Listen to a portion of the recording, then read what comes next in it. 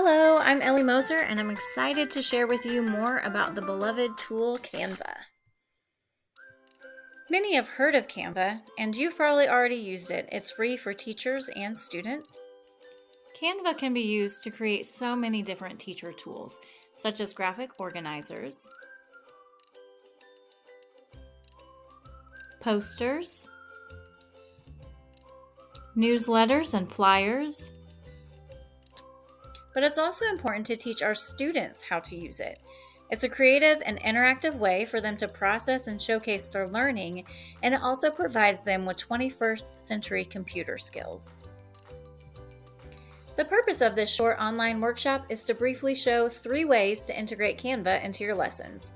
First, we'll learn how to create a drag and drop activity. Next, we'll learn how to guide students through making infographics and slideshows.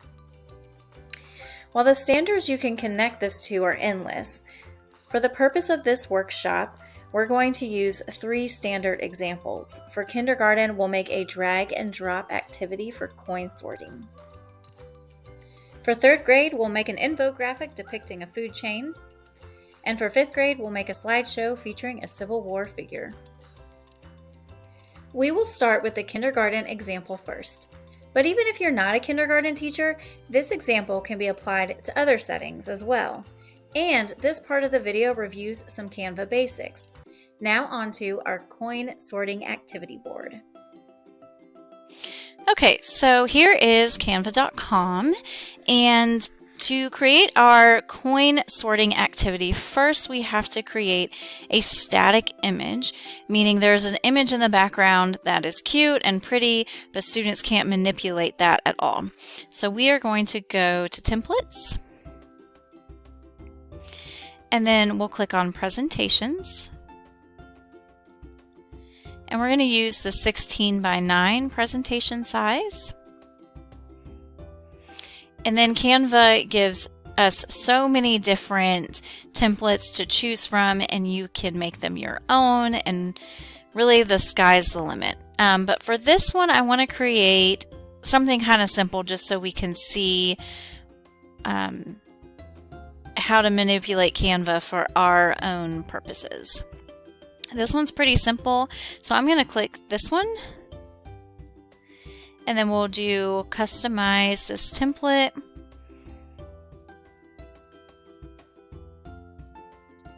Good.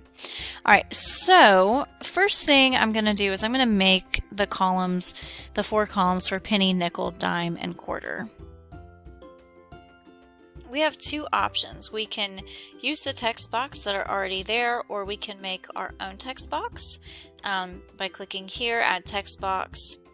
What I'm going to do is I'm just going to use this one.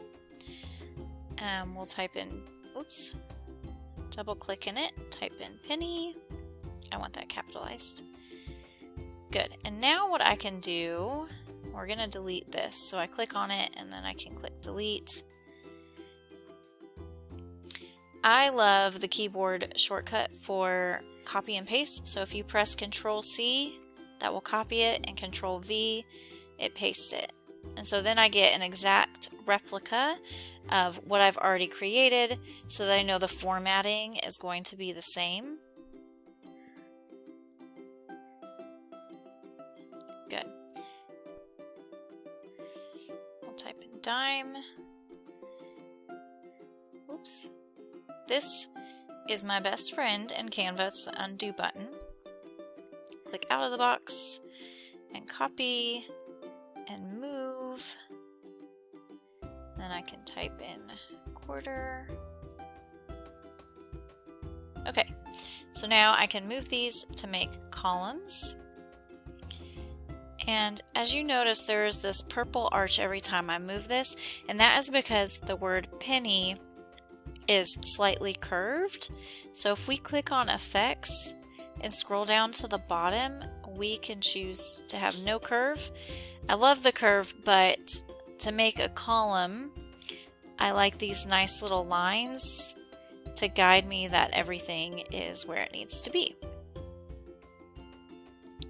And I am going to order these. Now I should have done this before I did all of the columns, because then I could have just copied and pasted it all.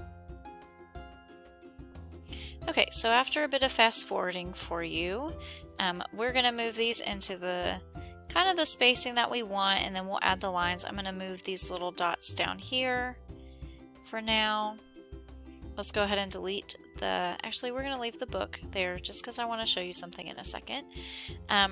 Okay, so we're going to click on elements so that we can add lines for our column. Now right here you'll see that line is there, but if for some reason it wasn't, you can use the search box. And then you can pick the line that you want. I'm going to use this thick line. And we'll rotate till it says 90 degrees. And then I can move it where I want it. And drag it down so that it's bigger. That's a pretty thick line, but we're going to go with it for now. Another favorite feature on Canva is when I click on color, all these colors already match this document. So I'm going to click pink, and it'll change that to pink. And then again, I can click Control C for copy and Control V for paste. And then I can move it over. Good. And then I can do it one more time and paste. And now I have my 4 columns. Now this line is on top of the book. And sure, I could shrink the book, I could move it over, or this layer feature is really nice. I can bring it forward and bring to front, and then it'll be on top of all the lines. The book theme isn't really working for our coin sorting. I think I want to do a lemon theme, like a lemonade stand. The kids can count maybe how much money they earned. And so I like the graphics because I can find cute little friends like this. I can resize them. I love this tool where you can twist it. We'll move our lemon friend down here. And whoops, go back to elements. Use the lemon friend again. And move him down here. Good. And then I actually want to pivot a little bit and have a, coin bank at the bottom. And see how there's this pink dotted line in between my columns? That shows me that they're the same height. And then I'm going to copy this and paste the line. I'm going to move it, rotate it to 0.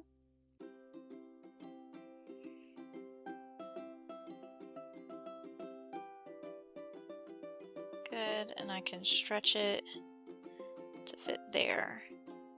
Now this one, unfortunately, I don't like how thick it is, so I'm going to delete it, and we can choose a smaller line.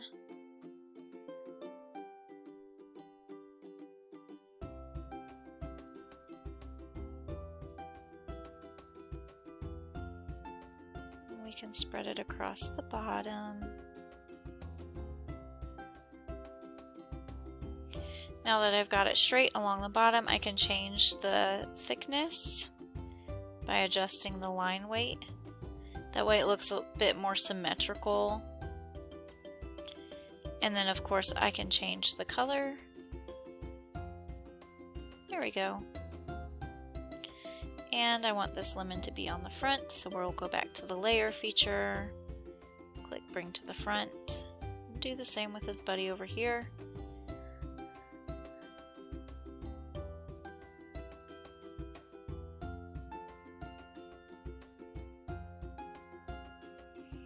He's kind of running off the page. Good. So this is our static image. This line is a little bit crooked, I just noticed. Okay, now that we have our static image, we are going to go to Share. And actually first, I'm going to give it a title.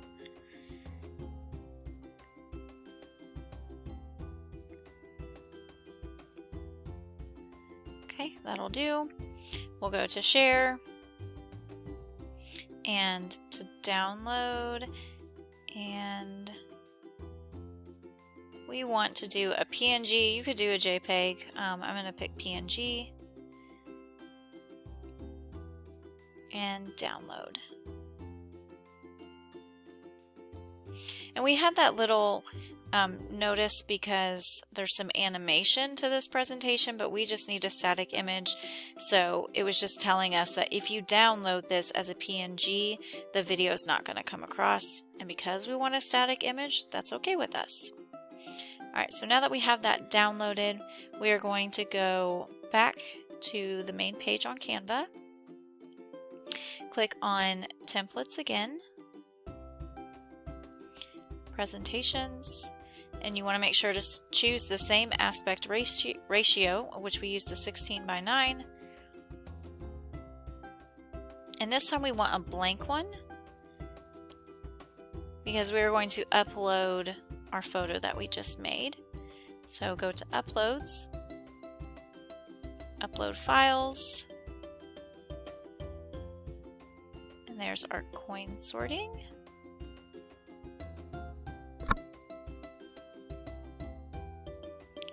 We'll click it, and this is actually the second coin sorting activity I've created. Here we go. So now we want to add our coins. We have a nice little coin bank down here to put them in. So you'll go to Elements, type in penny, and I'm going to use the real images for this. And then we can shrink it down to whatever size we want, and we can put him down in the bank. And then I think it's important to also show the back side. So let's get rid of the front side by editing photo, and we're already on crop.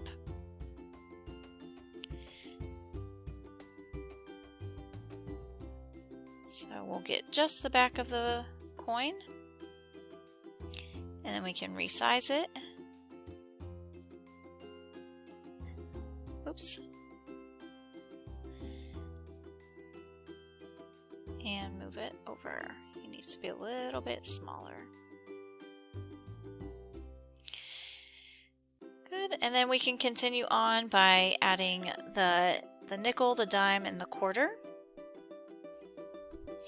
Okay, so I did some fast forwarding and added all of our coins, and I did it the same way that I added the penny. I just searched for it, I found the picture that I liked, and then I added it to the coin bank. Because we created a static image, when you use this with your students, they will only be able to move the quarter or any coin. They will not be able, see, I cannot move the lemon, I cannot move the columns because it's a picture. Okay, so if you wanted to share this with your teammates, you simply do so by typing in their email address. You could technically even share this with your students.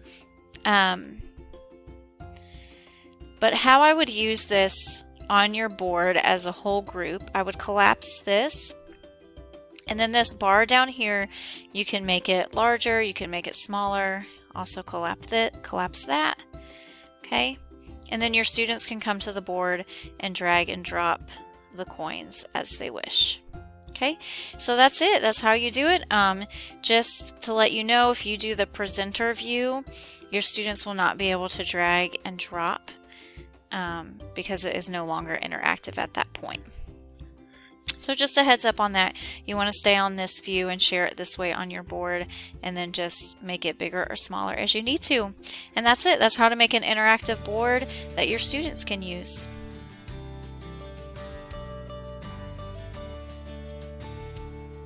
Okay, so let's get started on making our infographic for 3rd grade on the food chain. So I see that down here there's already the education infographic template option, but because we're going to be working with our students and what might come up on their screen might look a little bit different, we're going to practice using the search box. So we'll type in infographic and we'll keep it on templates. And then I'm going to do an infographic on the food chain of grass, grasshopper, frog, and hawk. So I'm looking for something that has 4 parts to it. Let's see. And I can always delete sections as well, but this one looks good. So let's do this. We'll click on it, and again we click on Customize Template. And now we start the creation piece. When you go to teach this to students, it is helpful to show them this bottom bar where they can make things larger and then they can see really what they're doing. The other thing that's helpful for them to know is in order to start typing, you have to double click into that space and wait till it's highlighted blue.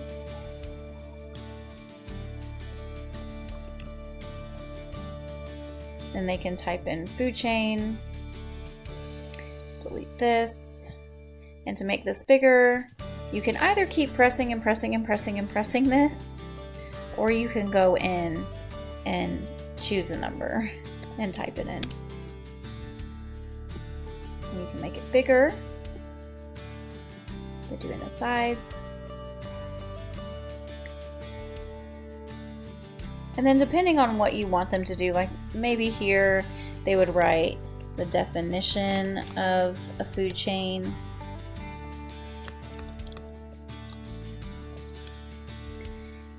And then instead of this magnifying glass, since the first item on our food chain is grass, you can show them how to use the search area. Oops, instead of templates, I need to go to elements and type in grass. Then you click on that, hit delete on your keyboard, and then you can move the grass up. And then you can also make arrows from elements. So this one's kind of fun. Another great tool is up here, flip. I can flip the arrow any way I want. So if I had grass over here, right here I can add a grasshopper.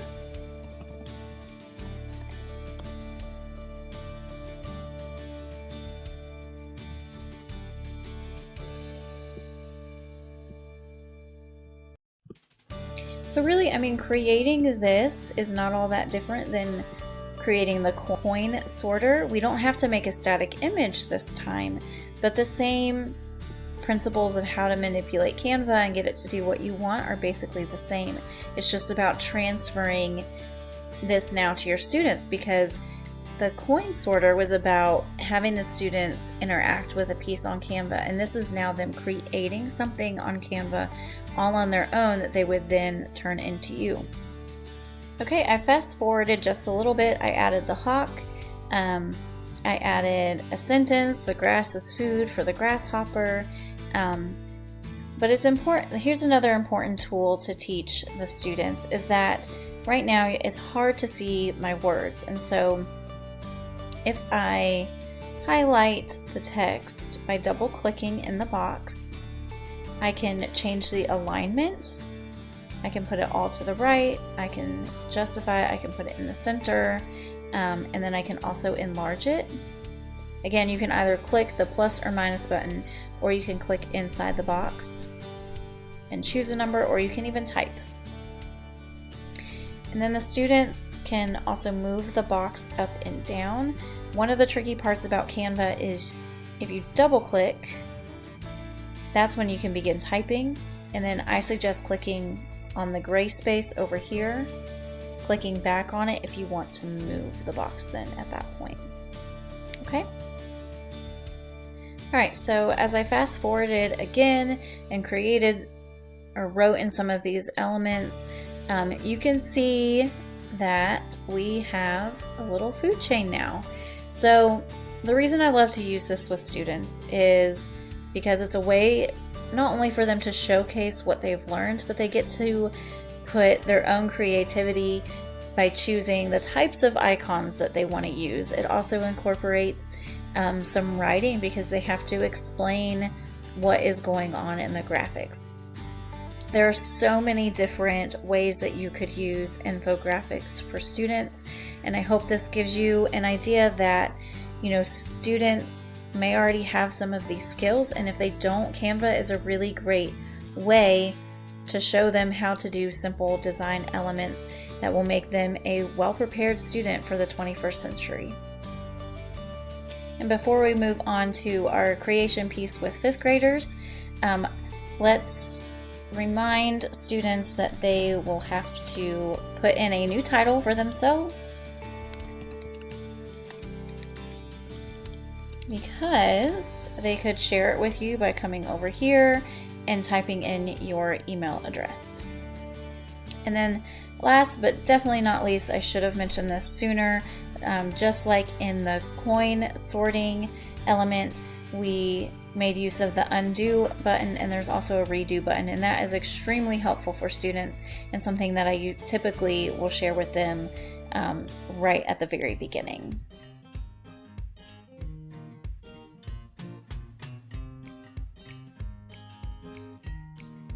All right, so now we are on to creating a 5th grade slideshow, and many of the design elements are going to be very similar to what we've already talked about.